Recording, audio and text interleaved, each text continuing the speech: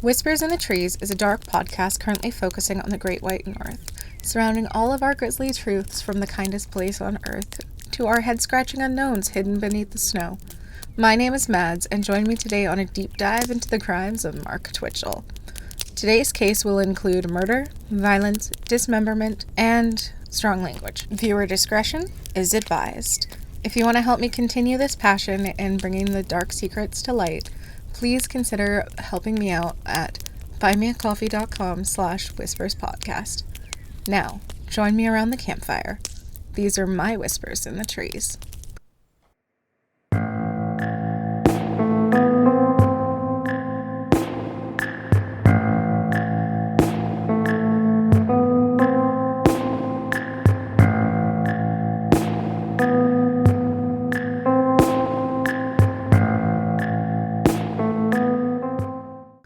Mark Andrew Twitchell was born on July 4th, 1979 in Edmonton, Alberta. There's not a lot known about his parents, his upbringing, and family life. It's been kept under lock and key, and I have to say I kind of get why.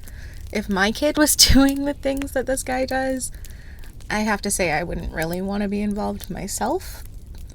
But that's just me. I can't say I blame his parents, and to each their own. I can't blame them. They weren't involved. Leave them alone. Leave his family alone. They aren't involved. That's all I'm going to say on that. Mark was a massive Star Wars fan and went to school to attend courses in TV and radio. He was known to be a liar, even calling himself a pathological liar to the authorities later on. When questioned later on, classmate and ex-friend of Mark's from college would report that when working with him, Mark wouldn't do his fair share of the college assignments that they were supposed to be working on, and when he was asked about why he wasn't doing his share, he would just lie and make up excuses and all of these kinds of things. I'm sure you guys know the type, either from high school or college. The lazy type who doesn't want to do his work but wants to pass the class, you know the ones. Other than this, he was said to be a solid guy, and because he was, other than a liar, a decent, okay guy by the sounds of things, he had a core group of friends that followed him from college.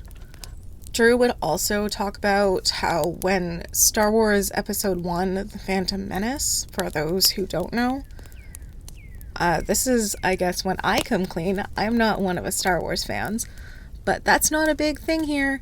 Not gonna dwell on that. When The Phantom Menace premiered in Canada, he tried to use the long line in front of the theater as a charity kind of event. He called this Stand-a-thon, and he would go to the people in the lineup and he would ask for money to be donated to the Children's Wish Foundation of Canada. Pretty decent idea, and Mark wanted to get involved in this. Of course he did.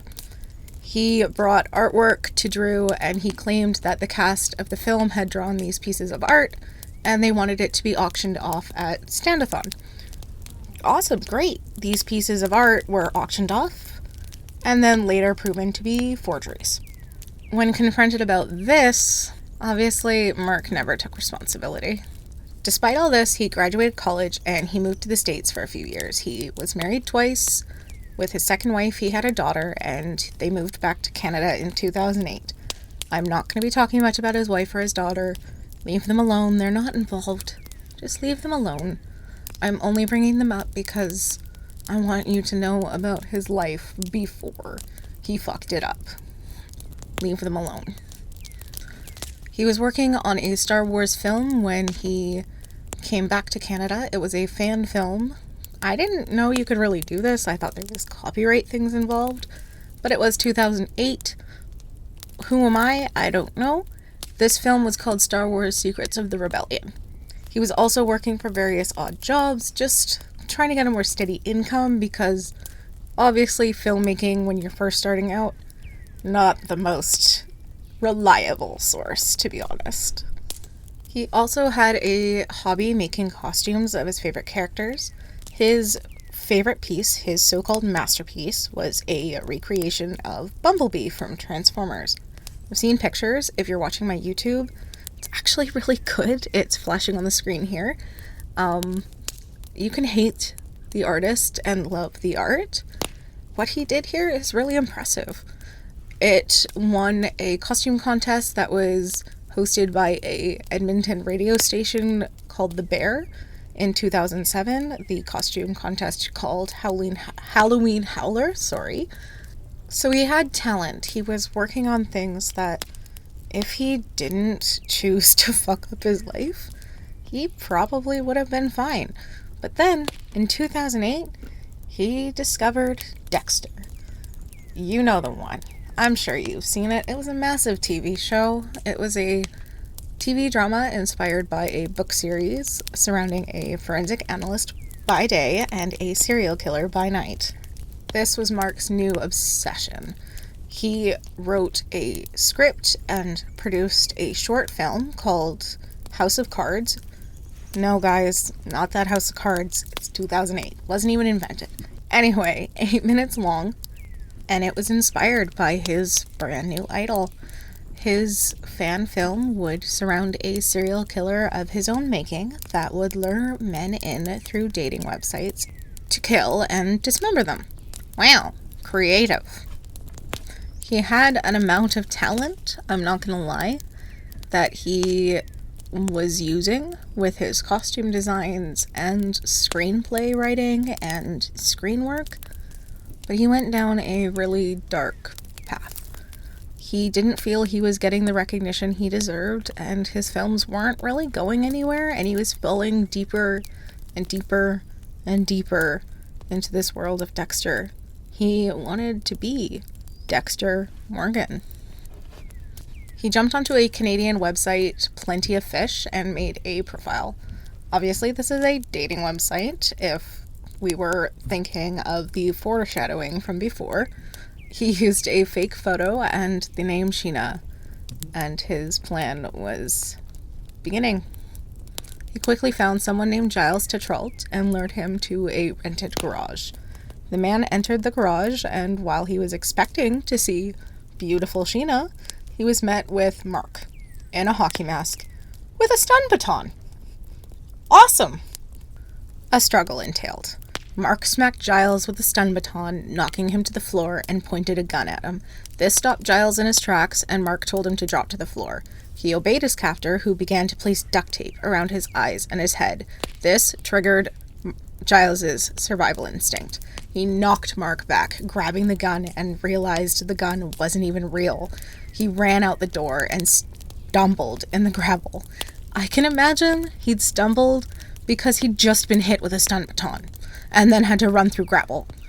I'm not a coordinated person. I always stumble in gravel. I don't blame him. But it sucks because Mark used this to his advantage, grabbing Giles's legs and pulling him into the garage. Giles fought Mark off and ran quickly to a neighbor that he saw that was out walking their dog. He begged for help, but Mark came over to this group and explained that he was a friend of Giles. He'd just been playing a practical joke on the frightened man.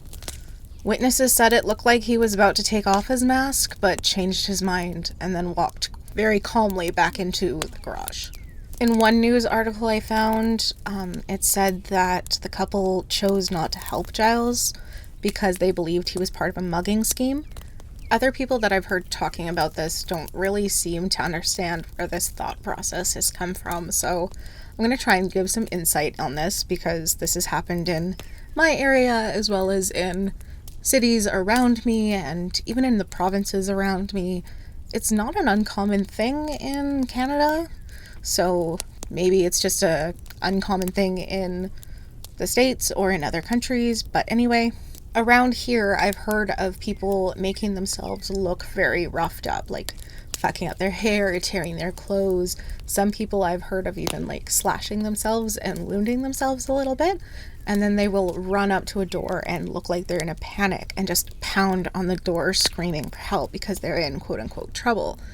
And then someone will be out to the side of the door or in the shadows if this isn't someone who's at their home, and they'll be hiding for when this person, the target, will move to help the supposed victim of whatever they're pretending to be a victim of. And while they're trying to help, the person will come out of the shadows or come out of hiding and attack them and mug them. It happens, but it doesn't seem to be a very common thing, I guess. I don't know. But I figured I should probably throw some insight on this one because not a lot of people talk about it. So now Mark is in his garage. He decides to leave Giles alone.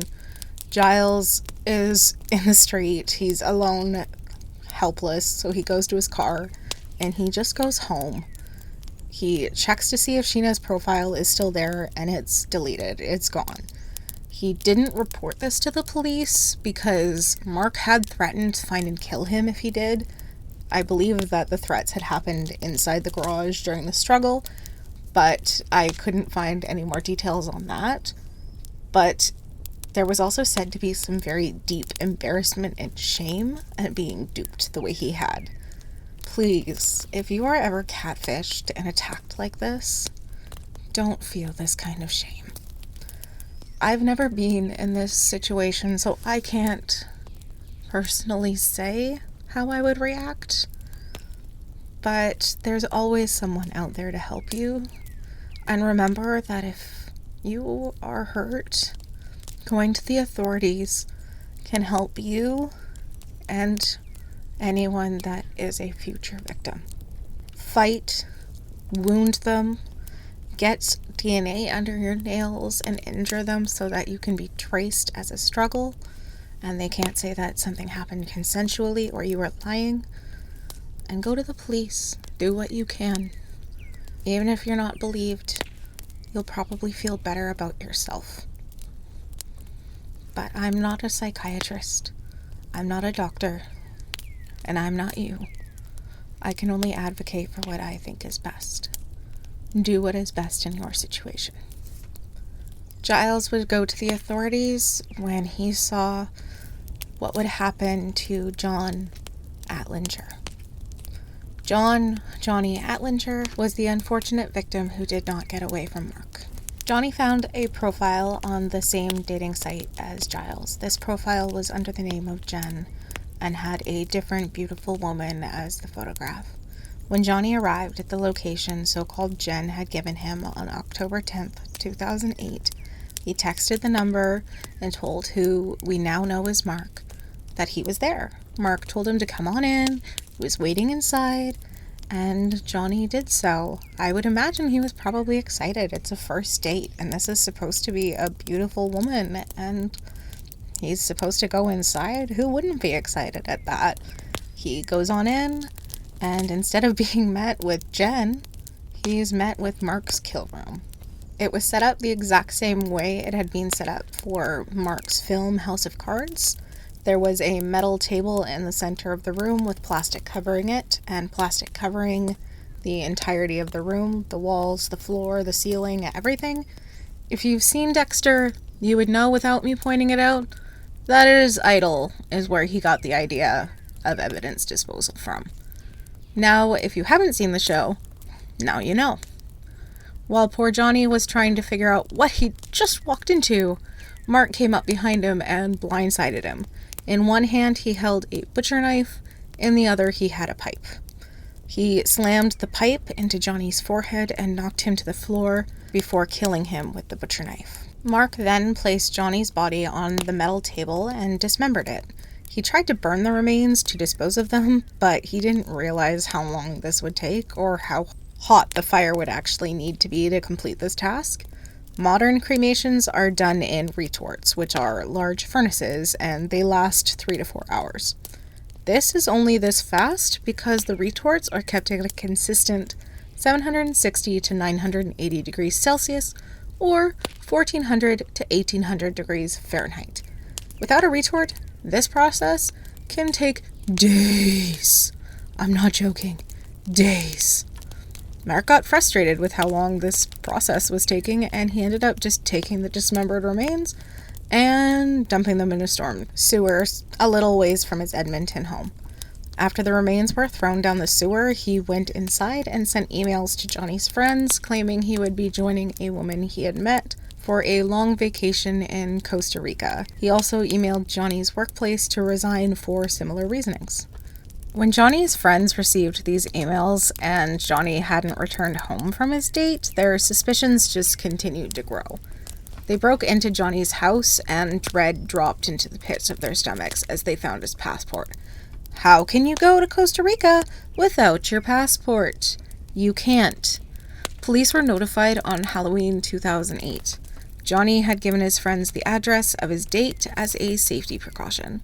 I'm going to cut in here and say that while this case may have happened in 2008, please follow this kind of safety precaution even today. Men and women alike go missing daily, and internet dating sites are one of the most perfect lures. Anytime you meet someone online, meet somewhere public first, tell everyone you know who and where you're meeting, share your location with someone trustworthy on your phone, and trust your gut. Instincts are a wonderful thing. Trust them.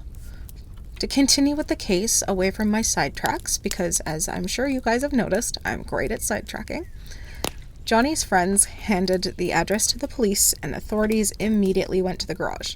The landlord handed over Mark's name, and he was brought in for questioning. Of course, Mark denied everything, but that did not stop the authorities from searching the location. Inside, they found a BB gun, blood evidence with luminol all over the garage floor. Luminol, as I'm sure most of you know, but if you don't know, it's a chemical substance that authorities will use to find bodily fluid, typically blood evidence. It's sprayed onto somewhere that with the naked eye you can't really see the bodily fluid, most likely because it's been cleaned or something like that. Maybe it's rained and it's on the grass. Sometimes it works in the rain and the grass, but that's kind of iffy. Don't quote that because it's very iffy on that one. But with things like a cleaned garage floor, it works great. They spray it down and the chemical will connect to the protein specific to the bodily fluid, and then it will start glowing blue. So with the luminol, they found this blood evidence on the floor of the garage, as well as in Mark's car. They found a hockey mask with blood splatter on it that was actually visible to the naked eye. They found the pipe that was used on Johnny, still having blood splatter on it clearly 3 weeks later. Detectives actually later testified that the pipe had been drenched and soaked in blood. So that shows how little care Mark gave in covering up what he had done, or how overconfident he was in not getting caught. They also found a sticky note with a reminder to clean up the quote-unquote kill room and to have sex with a woman who was not his wife. Why? Why? Why would you write that on a sticky note and keep it in where, as far as I have found, they found it in the sun visor of his driver's side of his car? All I'm going to say is dumbass. All I'm going to say, even though I just said all I was going to say is dumbass, that's not where I'm going to stop.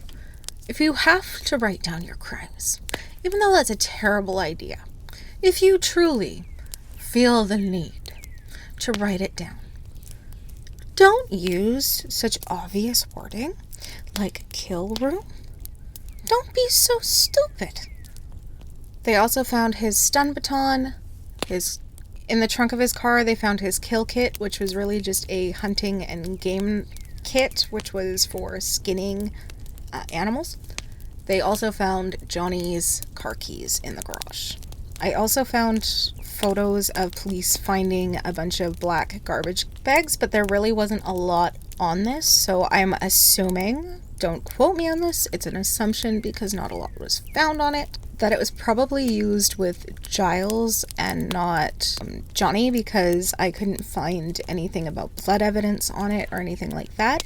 I also believe that it was said that with Johnny he had used tarps and not black garbage bags to line the room, so that leads me to believe that it was most likely with Giles.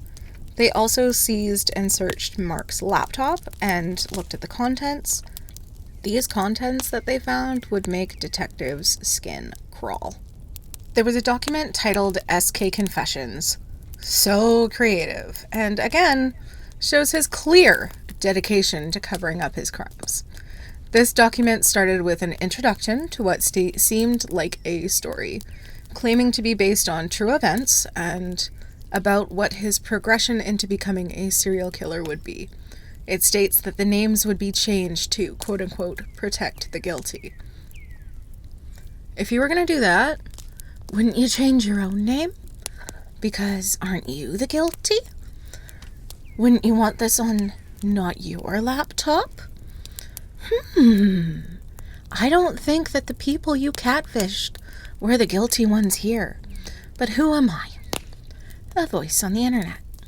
Giles found his story under the name of Frank, and as I personally read it, since you can find it online, I had to kind of cringe, to be honest.